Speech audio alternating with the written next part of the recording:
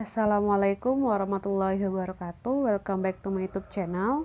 Di video kali ini saya akan membahas soal dari LKS Intan Pariwara, tepatnya penilaian akhir semester kelas 12 semester 1. Nah, sebelum kita lanjut ke pembahasan soalnya, bagi adik-adik yang belum subscribe, silahkan diklik dulu tombolnya, kemudian jangan lupa like, share, dan komen. Terima kasih. Oke, langsung aja kita bahas soal yang pertama. Aldo mempunyai ampermeter analog digunakan untuk mengukur kuat arus listrik pada rangkaian elektronik. Jarum ampermeter menunjukkan skala tepat di angka 5. Nah, artinya angka 5 ini merupakan skala yang ditunjuk. Kemudian kita lanjut, skala maksimum ampermeter tersebut mencapai angka 10. Nah, 10 ini berarti skala maksimumnya. Diketahui bahwa kuat arus listrik yang diukur Aldo sebesar 8 mA. Nah, hasil ukur ini berarti sebesar 8 mA ya. Yang ditanyakan adalah berapa batas ukur maksimum ampermeter tersebut. Nah, untuk menghitung berapa batas ukurnya, kita bisa menggunakan persamaan ini. Hasil ukur adalah skala tunjuk ya, atau skala yang ditunjuk dibagi dengan skala maksimum dikali dengan batas ukur. Nah, tinggal masukin aja. Hasil ukurnya adalah 80 mA. Masukin ke sini. Skala yang ditunjuknya adalah 5 dan skala maksimumnya adalah 10. Kemudian dikali batas ukur. Nah, kemudian ini tinggal di sederhanain aja ya. Berarti jadinya 80 sama dengan 5 dibagi 5 berarti 1 ya. 10 bagi 5 adalah 2. Berarti setengah dikali dengan BU. Tinggal dikali silang aja. Nah, BU-nya berarti 2 dikali dengan 80 atau 160 mA. Jawabannya berarti yang D. Oke, kita lanjut ke pembahasan soal nomor 2. Kawat besi memiliki diameter 2 mm. Nah, berarti diketahui D-nya ya, itu sama dengan 2 mm. Nah, 2 mm itu sama dengan 2 dikali 10 pangkat minus 3 meter. Kemudian panjangnya adalah 1,5 cm. Nah, panjang dilambangkan dengan L. 1,5 cm langsung aja ya kita ubah ke meter. Jadinya berarti 1,5 dikali 10 pangkat minus 2. Minus 2 meter. Kemudian apa lagi? Hambatan jenis kawat sebesar 9 kali 7 dikali 10 minus 8 ohm meter. Nah, hambatan jenis kawat itu dia dilambangkan dengan rho. Yang ditanyakan adalah hambatan kawat besi tersebut. Berarti yang ditanyakan adalah berapa R-nya ya. Itu untuk data yang diketahui dan yang ditanya. Nah, sekarang kita lanjut ke pembahasan soalnya. Untuk menyelesaikan soal ini, kita bisa menggunakan persamaan dari R sama dengan rho L per A. Nah, karena kita nggak punya data dari luas penampang kawatnya, oleh sebab itu A-nya kita ganti dengan 1/4 pi d kuadrat. Di mana 1/4 pi d kuadrat ini adalah rumus luas permukaan yang berbentuk lingkaran. Paham ya? Atau luas lingkaran maksudnya. Nah, kawat itu kan bentuknya lingkaran kan permukaannya, ya enggak? Oleh sebab itu kita gunakanlah rumus dari luas lingkaran. Nah, terakhir tinggal kita masukin aja nih masing-masing data yang diketahui tadi. Nah, lalu tinggal dihitung aja. Di sini 9,7 dikali dengan 1,5 dapatnya adalah 14,55. Selanjutnya 10 minus 8 dikali dengan 10 minus 2 berarti 10 minus 10. Nah, terakhir yang ini ya, jadinya kan ntar 1/4 dikali 3,14 ya. Kemudian 2 kuadrat berarti 4 dikali 10 minus 3 dikuadratin berarti 10 minus 6. Oke. Minus 6 ya, nggak muat. Lalu 4 dengan 4-nya tinggal dibagi aja. Nah, jadinya berarti tinggal 3,14 dibagi dengan dikali maksudnya 10 pangkat minus 6. Nah, lalu tinggal kita bagi aja nih yang ini ya. 14,55 dengan 3,14 dibagi dapatnya adalah 4,63. Lalu 10 minus 10 dibagi 10 minus 6, dapatnya adalah 10 minus 4. Nah, jawabannya berarti 4,63 dikali dengan 10 pangkat minus 4 ohm, atau yang C. Kita lanjut ke pembahasan soal nomor 6. Konduktor bola berongga memiliki diameter 8 cm. Nah, diameternya kita ubah ke meter ya, menjadi 8 dikali 10 minus 2 meter, atau boleh juga 0,08 meter. Bola diberi muatan sebesar minus 25 mikrokolom. Berarti muatan itu lambangnya Q. 25 mikro ya. Mikro itu berarti dia 10 minus 6. Jadinya 25 dikali 10 minus 6 kolom. Kuat medan listrik pada jarak 6 cm dari pusat bola sebesar, nah jaraknya itu adalah R ya, kita bisa buat R kapital aja. Berapa tadi? 6 cm, berarti 6 dikali 10 pangkat minus 2, atau boleh juga 0,06. Nah, yang ditanyakan itu adalah medan listriknya berapa, berarti berapa besar dari E nya ya, dari pusat bolanya. Nah, di sini kita harus mengubah dulu ya. Harus mengubah dulu diameternya menjadi jari-jari. Nah, diameternya kan 8, ya enggak? Berarti jari-jarinya adalah 4, ya, 4 cm atau 4 dikali 10 pangkat minus 2 meter. Kemudian jaraknya adalah 6 cm atau 6 dikali 10 minus 2 meter.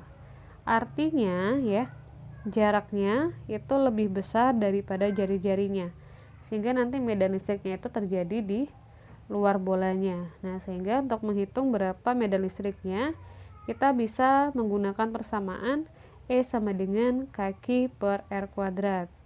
Kemudian tinggal kita masukin ya, nilai untuk K nya itu adalah 9 dikali 10 pangkat 9.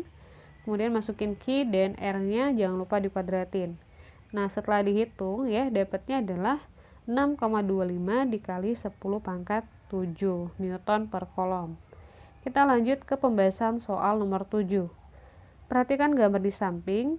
Pada sudut-sudut segitiga sama sisi ABC terdapat 3 muatan listrik yang sejenis.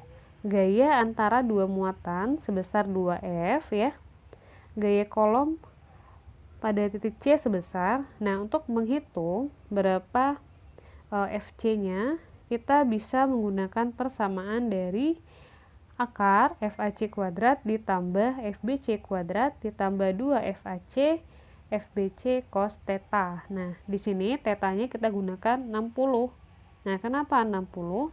Karena gini, kalau segitiga ya, sudut totalnya itu adalah 180 derajat. Jadi segitiga itu punya sudut total sebesar 180 derajat. Karena dia punya 3 sisi, berarti tinggal dibagi 3 aja ya. Nah, dengan kata lain, tetanya sebesar 160 derajat. 160 maksudnya, sorry. 180 bagi 3 berarti 60 derajat. Dari sana ya. Nah, lalu kita masukin aja nilai FAC-nya itu adalah gaya kolom antara dua buah muatan kan. Berarti antara muatan A dan muatan C. Nah, besarnya adalah 2F. Begitu juga dengan FBC, yang besarnya juga sama, yaitu 2F. Nah, kemudian tinggal masukin aja ini ya. Ini saya jelasin dulu kenapa bisa menjadi seperti ini. Caranya gini, kita masukin berarti jadinya 2 dikali FAC-nya itu adalah 2F. Kemudian FBC-nya juga 2F. Cos 60 ya, cos 60 kan setengah. Nah, kemudian 2F dikali 2F kan berarti 2F kuadrat, ya enggak? Nah, jadinya saya ubah menjadi 2 dikali 2F pangkat 2 dikali dengan setengah. Nah, dari sana ya. Kemudian tinggal dihitung aja. Ini saya sederhanakan dulu, 2 dengan setengahnya bisa kita bagi ya, kita coret. Berarti tinggal 2F pangkat 2. Yang ini. Nah, 2F pangkat 2 itu adalah 4F kuadrat. Ya kan? 2 dikali 2, 4. Kemudian F dikuadratkan, berarti 4F kuadrat. Yang ini juga sama nih, 2F kuadrat berarti 4F kuadrat ya, ditambah 4F kuadrat ditambah 4F kuadrat. Jadinya adalah 12F kuadrat. Kemudian tinggal diakarin aja, dapatnya adalah 2F akar 3 atau boleh juga 2 akar 3F. Jawabannya berarti yang C ya. Kita lanjut ke pembahasan soal nomor 8. Muatan A dan muatan B terpisah sejauh 20 cm. Nah, ini saya buatin gambarnya, ini muatan A, muatan B, jaraknya adalah 20 cm. Jika muatan A besarnya 4 kolom, muatan B 25 kolom, posisi supaya medan listriknya 0 adalah, nah jadi kita buat dulu ya, posisi seolah-olah dimana dia itu bernilai 0. Apakah di sebelah kiri QA, apakah di antara QA dan QB, atau di sebelah kanan QB. Yang pertama kita posisikan dulu dia di sebelah kiri QA. Nah, di sini kita lihat bagaimana hubungan antara muatan titik dengan QA. Nah, perlu menjadi catatan bahwasanya muatan titik itu adalah muatan positif. Ya, artinya kalau dia positif dengan positif berarti tolak menolak ya. Ini salah panahnya. Harusnya dia ke kiri karena tolak menolak. Nah, berarti ini adalah ECA. Jadi muatan titik ini saya anggap sebagai muatan C ya. Ini juga nih, jadinya ECA. Kemudian muatan titik dengan muatan B sama-sama positif berarti juga tolak menolak. Artinya ke kiri juga ECB-nya. Nah, untuk medan listrik bernilai 0 itu dia tidak berlaku apabila arah dari medan listriknya itu sama. Jadi kita itu harus memilih ya arah medan listrik yang berbeda. Maksudnya adalah yang satu ke kanan dan yang satunya ke kiri. Nah, logikanya ketika muatan titik tersebut diletakkan di sebelah kiri dari muatan QA, dia akan berarah ke kiri ya, ngarahnya ke kiri semua. Artinya kalau dia diletakkan di sebelah kanan QB, maka dia akan arahnya ke kanan semua, ya enggak? Nah, dengan kata lain, posisi yang tepat itu adalah posisi di antara A dan B. Nah, untuk lebih jelasnya kita bahas ya. Ini saya hapus dulu. Nah, di sini kita cek muatan A dengan muatan titik atau muatan C dengan muatan A, tolak menolak. Berarti dia ke arah kanan. Nah, di sini berarti ada ECA. Ini di sini aja deh. ECA. Kemudian muatan C dengan muatan B. Sama, tolak menolak juga, berarti ke kiri. Nah, ini adalah ECB. Sehingga kita simpulin ya bahwasanya posisi yang tepat adalah di tengah. Kemudian tinggal kita tentuin aja jaraknya atau posisinya. Nah, di sini kita memisalkan ya bahwasanya jarak dari muatan C ke muatan A itu adalah X, sehingga jarak dari muatan C ke muatan B itu adalah 20 dikurang X. Ya, karena dari A ke B itu adalah 20 dan dari A ke C itu adalah X, berarti B ke C adalah 20 dikurang dengan X. Oke, kita masuk ke pembahasan soalnya. Nah, di sini karena yang diminta itu adalah medan listrik bernilai 0, sehingga kita buat persamaan sigma EC sama dengan 0. Nah, di sini kita buat ECA dikurang dengan ECB sama dengan 0. Kemudian tinggal kita pindahin ruas saja, min ECB-nya ke kanan ya, sehingga menjadi ECA sama dengan ECB. Lalu tinggal kita masukin persamaan dari ECA yaitu KQA per RCA kuadrat dan ECB adalah KQB per RCB kuadrat. Selanjutnya K dengan K-nya kita coret dan persamaannya menjadi QA per RCA kuadrat dibagi QB per RCB kuadrat. Lalu kita masukin QA dan RCA-nya, begitu juga dengan QB dan RCB-nya. Jangan lupa dikuadratin ya untuk R-nya. Lalu kita kumpulkannya sejenis, 20 dikurang X kuadrat, kita pindahkan posisi dengan 4, dan 4-nya dipindahkan posisi dengan 20 kurang X kuadrat. Jadi dia posisinya tukaran. Simpelnya gitu ya. Nah, sehingga menjadi 20 dikurang X per X dikuadratkan sama dengan 25 dibagi 4. Nah, karena di sini ada kuadrat, berarti kita akarkan kedua ruas. Jadinya seperti ini. Lalu tinggal kita akarin aja. Nah, ini ya hasilnya adalah 20 dikurang X dibagi dengan X. Kalau yang ini berarti 5 per 2. Terakhir tinggal kali silang aja. Dia jadinya gini, 2 dikali 20 dikurang X sama dengan 5X. Lalu tinggal dikali ke dalam, dapatnya ini 40. Yang ini berarti minus 2X sama dengan 5X. Lalu tinggal dikumpulkan yang sejenis. Saya hapus dulu deh, atau di kiri aja ya, saya tulisnya di sini. Kita lanjut ke sebelah kiri. Berarti minus 2X nya pindah ruas, jadinya berarti 5X tambah 2X, yaitu 7X sama dengan 40. Nah, X nya itu adalah 40 per 7. 40 per 7 ya. 40 per 7. Nah, jadinya adalah 5,7 cm. Ingat ya, dia kan X tuh. X itu adalah punya si RCA, ya enggak?